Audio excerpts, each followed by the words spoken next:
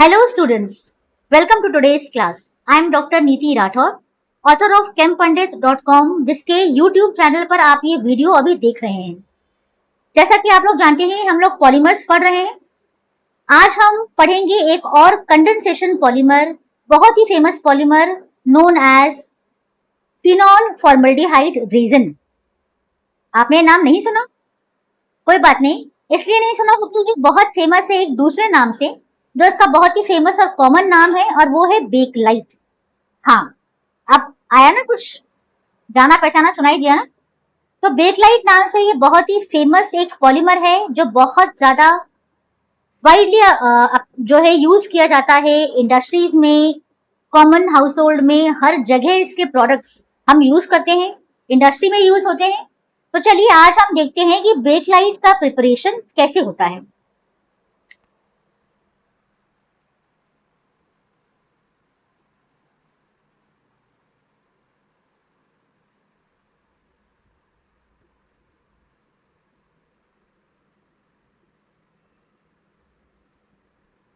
Phenol formaldehyde resin, और इसी को कहते हैं बेकलाइट।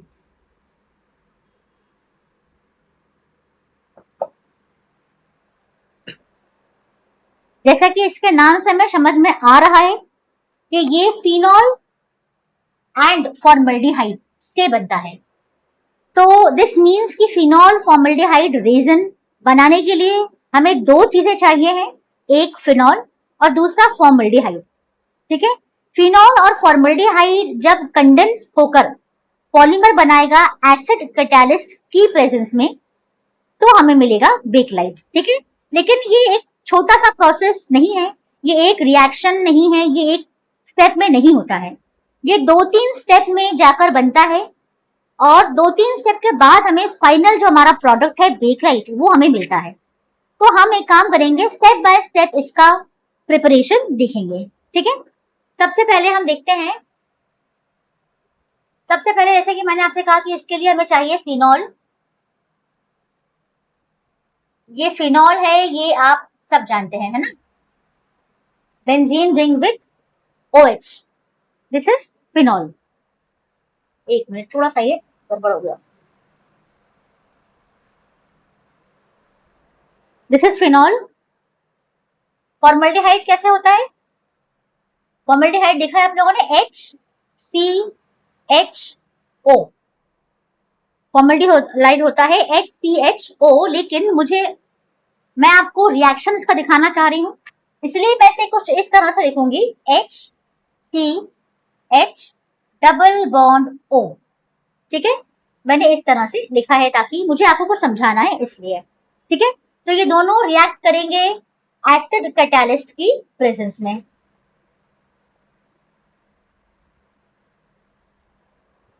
अब यहाँ पे रिएक्शन कैसे और क्या होगा ये आपको बहुत ध्यान से समझना पड़ेगा। ठीक है, सबसे पहली बात तो ये हम जानते ही हैं कि ये जो बेंजीन रिंग है, इसके पास डीलोकलाइज्ड पाई इलेक्ट्रॉन्स हैं, यानी कि जो कि लूजली बॉन्डेड हैं। ये कह सकते हैं कि इसके पास लूजली बॉन्डेड पाई इलेक्ट्रॉन्स हैं जो ये डोनेट कर सकता है ना? ये तो हम सबको पता है। साथ ही हमें ये भी पता है कि ये जो हाइड्रोक्सिल ग्रुप उस पर लगा हुआ है फिनॉल में, इस ऑक्सीजन के पास 2 इलेक्ट्रॉन पेयर है। इस ऑक्सीजन के पास, मैं बड़ा बनाती हूँ, 2 लोन पेयर ऑफ इलेक्ट्रॉन्स हैं। ठीक है, लोन पेयर ऑफ इलेक्ट्रॉन्स यानी जिन्होंने बॉन्डिंग में पार्टिसिपेट नहीं किया है। ठीक, और हम ये भी जानते हैं कि जो हाइड्रोक्सिल ग्रुप है ये ऑर्थो एंड पैरा डायरेक्टिव है। क्या है? ऑर्थो एंड पैरा डायरेक्टिव, यानी कोई और ग्रुप अगर यहाँ पे आएगा, किसी और कंपाउंड के साथ रिएक्शन होगा, तो ये OH ग्रुप उसे ऑर्थो और पैरा पोजीशन पे भेज देगा। ठीक है, उसको ऑर्थो या पैरा पोजीशन पे डायरेक्ट कर देगा। ठीक, तो शुरू करने से पहले हमें ये 2-3 बातें याद रखनी है। I am repeating the whole thing. सबसे पहली बात तो हमें ये अच्छे से मालूम है कि बेंजीन रिंग के पास क्या है, लूजली बॉन्डेड पाई इलेक्ट्रॉन्स हैं जो ये किसी भी दूसरे एटम को डोनेट कर सकता है। ठीक है, उसका साथ बॉन्ड बनाने के लिए, पहली बात।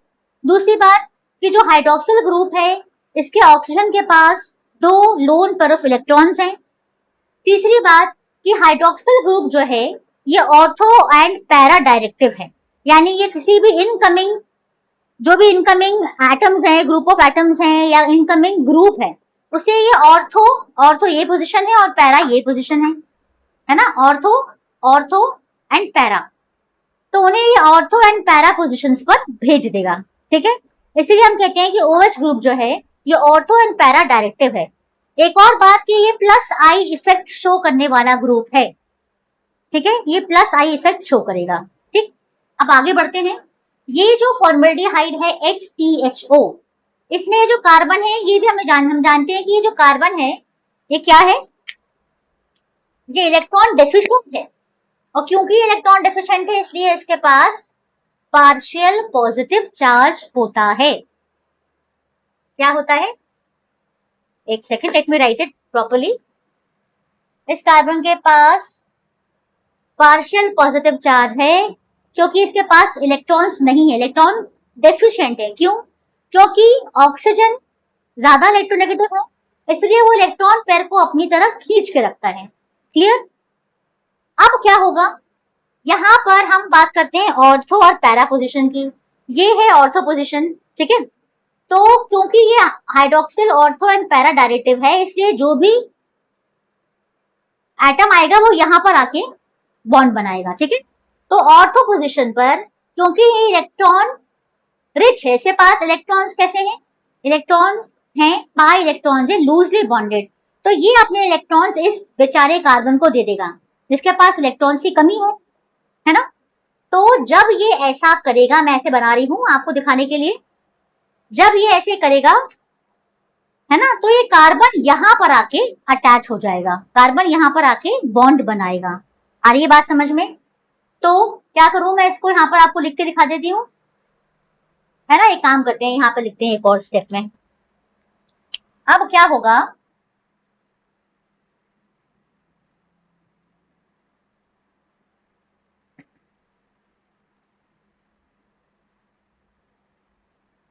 अब यहाँ पर आ गया आपका ये वाला कार्बन आ गया। ठीक है, कार्बन के साथ उसके दोनों हाइड्रोजन में लिख रहे हूं मैं CH2, I am writing it as CH2।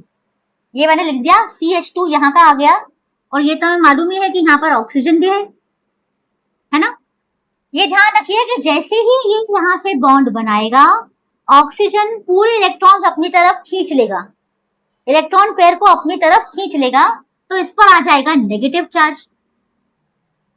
ठीक है, अब इस सारी चीज में इसको मैं ऐसे बना देती हूँ फिलहाल के लिए, ऐसे तो बना ही देते हैं। अब फिलहाल के लिए इसकी जो पूरी एरोमेटिसिटी है वो तो खत्म हो गई है ना, इस पूरे प्रोसेस में इस बेंजीन रिंग की एरोमेटिसिटी खत्म हो गई। अच्छा, हमें ये भी मालूम है कि यहाँ जो कार्बन है उसके पास भी एक हाइड्रोजन है ना, तो इसीलिए इस पूरी पोजीशन को नॉर्मल पोजीशन में लाने के लिए क्या होगा, ये जो हाइड्रोजन है ये प्रोटॉन के फॉर्म में इस ऑक्सीजन के पास आ जाएगा। इस ऑक्सीजन के पास नेगेटिव चार्ज है, यानी इलेक्ट्रॉन्स इसके पास है, पूरा पेयर है। हाइड्रोजन जो है वो प्रोटॉन के फॉर्म में, पॉजिटिव आयन के फॉर्म में यहाँ पे आके अटैच हो जाएगा। ध्यान से सुनिए, कॉन्सेंट्रेट ऑन दिस। तो अब हमें क्या मिल जाएगा इसके बाद, ये हो जाएगा CH2OH। क्या हो जाएगा,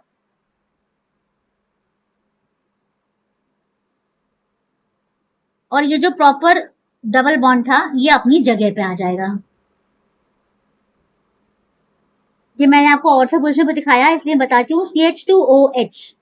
ठीक है, इस तरह से यहाँ बन जाएगा CH2OH। ये क्या है, ये ऑर्थो डेरिवेटिव है, ये ऑर्थो डेरिवेटिव है। और क्योंकि हम जानते हैं कि यहाँ पैरा कंपाउंड, पैरा डेरिवेटिव भी बनेगा, भी बन सकता है, तो उसे भी हम लिख लेंगे।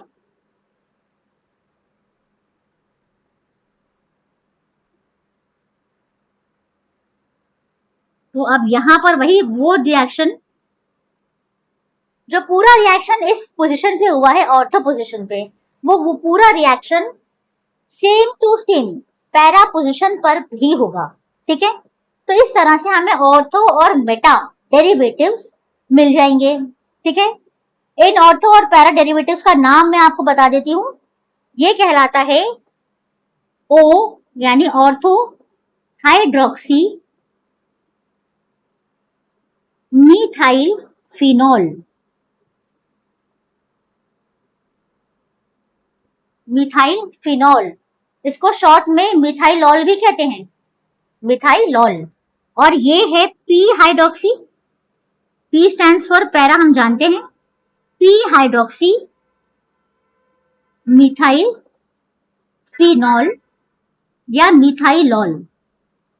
तो इन्हें मिथाइलॉल डेरिवेटिव्स भी कहते हैं, मिथाइलॉल्स भी कहते हैं। ठीक है, तो बेकलाइट बनने की जो पहला स्टेप है वो हमारा कंप्लीट हो गया है। ठीक है, पहले स्टेप में हमने ये पूरा आपको बता दिया है।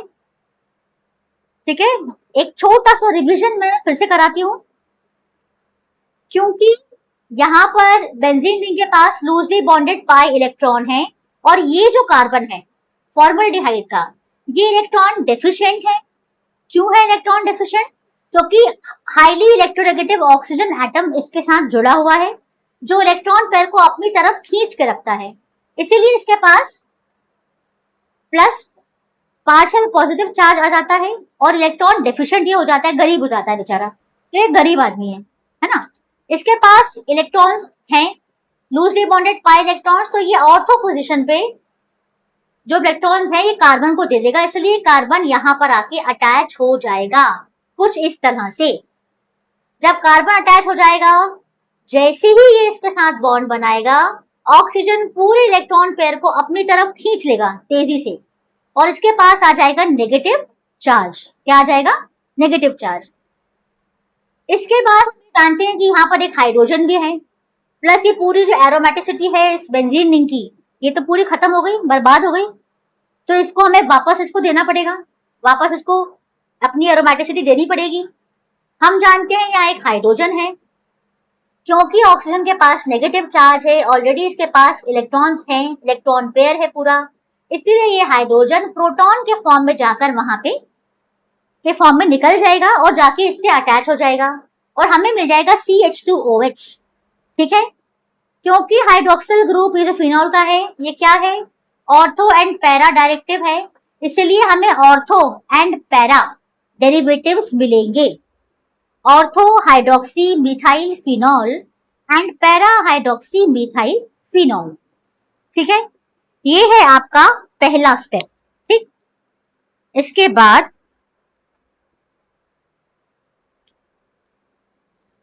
चलिए पहले स्टेप में जो हमने देखा ortho hydroxy and para hydroxy derivatives बने थे ऑफ फिनॉल, है ना। मान लीजिए कि वहां हमने n नंबर ऑफ मॉलिक्यूल्स लिए हैं, है ना। अगर हम n नंबर ऑफ एंटिटी शुरू में ही ले लेते तो हमें n number of ortho and para hydroxy methyl phenol मिल जाते, है ना। तो अब ये हम देखेंगे कि सेकेंड स्टेप में क्या होता है। सेकेंड स्टेप में जो आपको ऑर्थो हाइड्रोक्सी डेरिवेटिव्स मिले थे ये कंडेंसेशन पॉलीमराइजेशन में जाते हैं और एक लीनियर मॉलिक्यूल, एक लीनियर पॉलीमर बनाते हैं जिसका नाम है नोवोलैक। क्या नाम है? नोवोलैक। इसीलिए इस स्टेप को नोवोलैक फॉर्मेशन भी कहते हैं।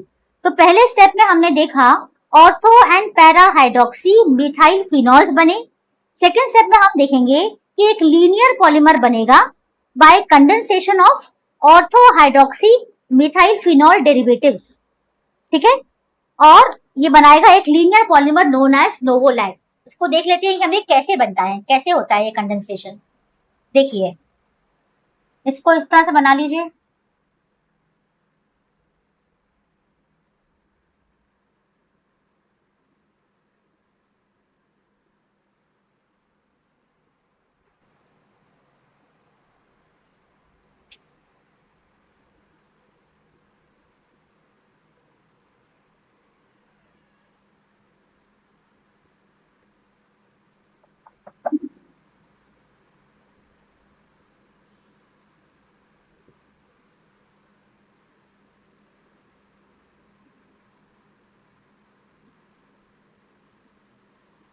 चलिए यहाँ मैं आपको क्या दिखाना चाह रही हूँ,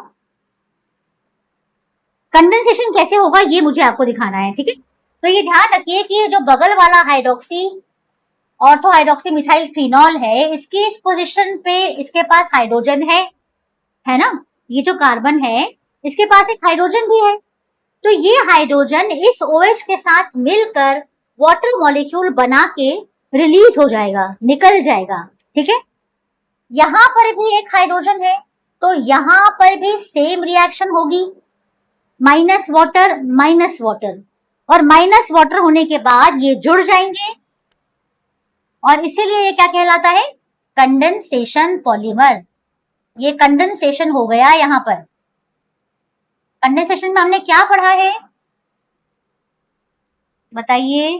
कंडेंसेशन में हमने पढ़ा है कि जब मोनोमर्स जुड़ते हैं, at the same time small molecules release होते हैं, फॉर एग्जाम्पल वाटर मॉलिक्यूल, है ना, तो इसे कहते हैं कंडेंसेशन पॉलीमराइजेशन।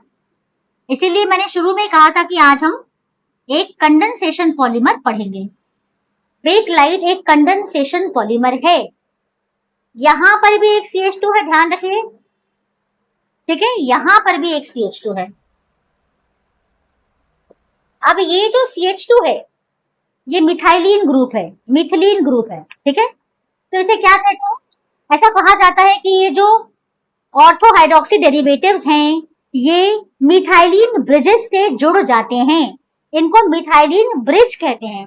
ये एक तरह से ब्रिज का काम कर रहा है ना, ये दो हाइड्रोक्सी फिनॉल मॉलिक्यूल्स हैं और उसके बीच ये एक ब्रिज की तरह काम कर रहा है CH2। तो इन्हें कहते हैं मिथाइलिन ब्रिजेस। क्या कहते हैं, इन मिथाइलिन यूनिट्स को मिथाइलिन ब्रिजेस कहते हैं। और ये जो आपको बना हुआ दिख रहा है लीनियर कंडेंसेशन पॉलीमर, इसी का नाम है नोवोलैक, ठीक है, नोवोलैक। तो हमने देखा कि पहले स्टेप में हमें ortho and para hydroxy methyl phenols मिले। सेकेंड स्टेप में कंडेंसेशन हुआ ऑर्थो हाइड्रोक्सी मिथाइल फिनॉल्स के बीच, है ना, और हमें मिला एक linear condensation polymer known as novolac, ठीक है। अगले स्टेप में यानी कि इसको अगर जब हम और हीट करेंगे फर्दर हेक्सामिथिलीन टेट्राअमीन की प्रेजेंस में, तब ये क्रॉस लिंकिंग में चला जाएगा, ये क्रॉस लिंक हो जाएगा।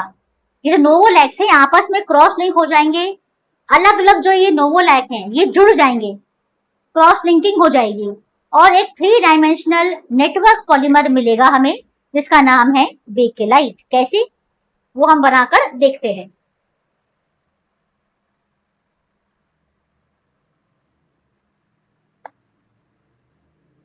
देखिए मैं पूरा रब नहीं कर रही हूं, मुझे फिर से पूरा बनाना पड़ेगा, ठीक है, थोड़ा सा आलस कर रही हूँ मैं। अब ये जो हमें मिला था, है ना, इसको मैं ऐसे कर देती हूँ, मिथिलीन ब्रिज से इसको जोड़ देती हूँ मैं, तो हमें क्या मिल जाएगा, ये है आपका नोवोलैक, ठीक है। अब अरेंजमेंट किस तरह से होता है,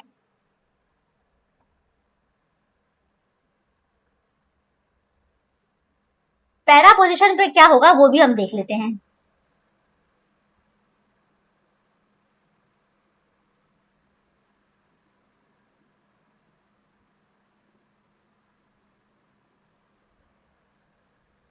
ये एक और नोवोलैक की चेन है, नोवोलैक लीनियर पॉलीमर है, ये देखिए, और ये कुछ इस तरह से हो गया है, अपसाइड डाउन समझ लीजिए इसको आप। अगर यहाँ पैरा पोजीशन पर भी CH2 है, OH है, मान लीजिए यहाँ पैरा पोजीशन पर भी CH2OH है, CH2OH है, तो क्या होगा बताइए, जैसे हमने पहले पढ़ा था बिल्कुल वही होने वाला है। यहाँ पर हमें मालूम है कि हाइड्रोजन है इस कार्बन के पास, इस कार्बन के पास हाइड्रोजन है इस पोजीशन पे, है ना, तो बिल्कुल जैसा पहले हुआ था उसी तरह से यहाँ वाटर मॉलिक्यूल बनाकर ये रिलीज हो जाएगा, इस तरह से यहाँ पर वाटर मॉलिक्यूल बन जाएगा, minus water minus water minus water, और फिर से ये मिथाइलिन ब्रिज से जुड़ जाएगा, है ना। इस बार इसको बोलेंगे क्रॉस लिंक्स। क्या बोलेंगे, क्रॉस लिंक्स। पहले मैं बनाती हूँ फिर बताऊंगी, लेट मी ड्रॉ इट। ये समझ गए ना आप लोग, वाटर मॉलिक्यूल किस तरह से रिलीज हुआ है, ऑर्थो पोजीशन का भी बता दिया है मैंने, पैरा पोजीशन का भी आपको बता दिया है।